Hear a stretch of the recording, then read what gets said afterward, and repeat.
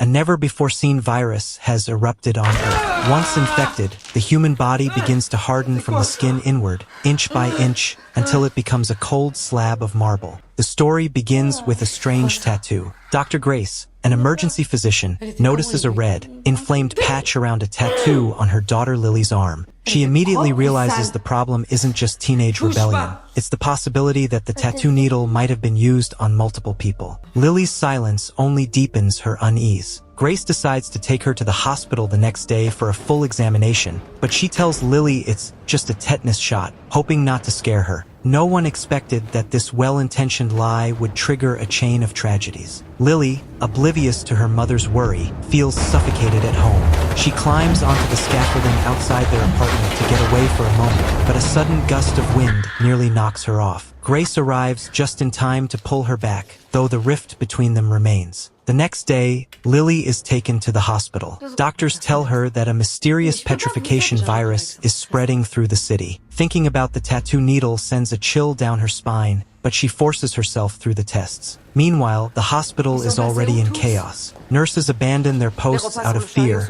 and the food cart sits untouched all day. Grace continues working regardless. When she pushes open a patient's door, she finds someone fully petrified, frozen like a marble statue. School isn't any better. During class, Lily's wound starts bleeding, and a drop splashes onto the projector screen. Panic erupts instantly. She becomes someone everyone avoids. Only her boyfriend, Mark, stays by her side. They hide in the bathroom to study, trying to escape the fear outside. When Lily returns home, she finds the apartment ransacked. Thinking a thief broke in, she rushes to her room, only to find a strange man inside. Terrified, she backs away and grabs a small knife from a drawer. The man introduces himself as Evan, Grace's brother. But Lily has never heard her mother mention an uncle, so she stays on guard. Evan easily disarms her and walks into the guest room as if he owns the place. When Grace comes home, she remains unervingly calm and simply tells Lily to greet her uncle. But Evan's presence only destabilizes an already fragile household. He's an addict, constantly causing trouble. Once he even overdosed at their doorstep,